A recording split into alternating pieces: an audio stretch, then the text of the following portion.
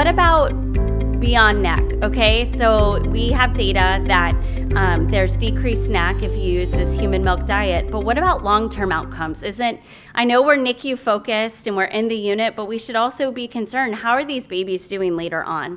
This is Liam. His mom gave me permission to use his pictures, but I've had the pleasure of seeing these kids longitudinally, and this is him at 5 years old. And he's not just, they all look like that. I didn't pick just Liam. But anyways, I've had a chance to follow them over time. And one of the things that came about, which made us look at this current research I'm about to present, was that we noticed that babies were just doing better. And I know, what does that mean? Well, we noticed, wow, they're not getting infections. They have less bumps in the road. They're going home a little bit earlier if they were fed an all-human milk diet. So we set to quantify that. And so one of the things, one, we already published this data, but second, we ended up doing a secondary analysis looking at growth. So I'm going to kind of talk about both studies combined. So one, we found that there were improved outcomes of babies that received an all-human milk diet. And that's published. But we wanted to look at the growth because people are still concerned. And I understand the concerns, but there's strategies that you can use to kind of, get around any concerns you have about poor growth. And so this was multi-center. There were 4 centers involved. 8 babies less than 1250 grams were included. And I want to emphasize that these are all comers. So this wasn't randomized. This wasn't, Mom, can we collect your baby's information? These are all babies consecutively admitted to these NICUs less than 1250 grams. So we had 34 weekers that were 1,000 grams. We had 22 weekers. We had all ranges. So the pre-intervention group, babies received a bovine milk-based diet. So mom's milk with bovine fortifier, and then if no mom's milk, the babies received formula. The post group was after implementation of an all-human milk-based diet. And data was collected about 2 years before and after. So basically, this is a pre-post study. Pre was bovine, post was human milk. And we looked at growth velocities from birth to discharge. We looked at the weight in grams per kilo per day using the exponential method, Patel, 2009, and Z-scores using Dr. Fenton's 2013 revised curves. And let's see, to get through this. So we had 1,587 infants. That's a large number. So in our bovine group, we had 768 infants. In the human milk group, we had 819. As I mentioned, a lot of this data has been published before, so I'm going to go through it quickly. But to show you baseline characteristics, there was no difference in birth weight, head circumference. There was a slight 0.6 difference in birth length. I don't think that's clinically significant.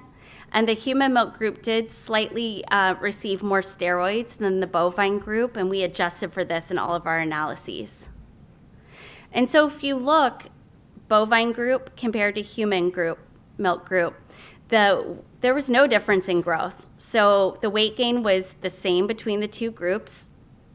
There was a trend towards increased length gain in the human milk group.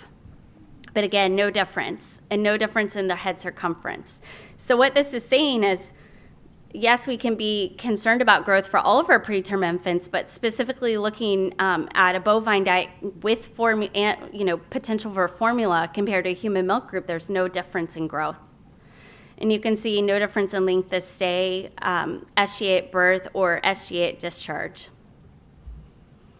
And so we also have Z-scores, and we're in the process of publishing this, so I didn't want to show the graphs today. But what's very interesting is there's no statistical difference between the change in Z-score, and the change is from birth to discharge, in weight, length, or head circumference. But there's slight trend here, which I thought was interesting for length.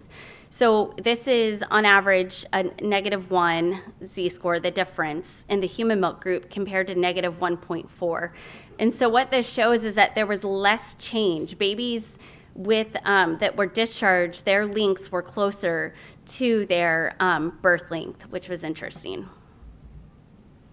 And so this is data that's already published, but what we showed from this cohort was that human milk-fed babies had significantly less NEC. And as you can see here, 16% in the bovine group compared to 6.9% in the human milk group.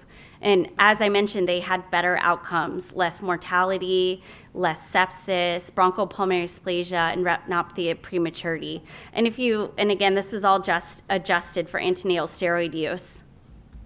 And if you think about this, it makes sense because there's been 2 large studies recently published showing that mother's milk decreases retinopathy of prematurity and BPD. So there's potential mechanisms or pathways in the body that would explain this.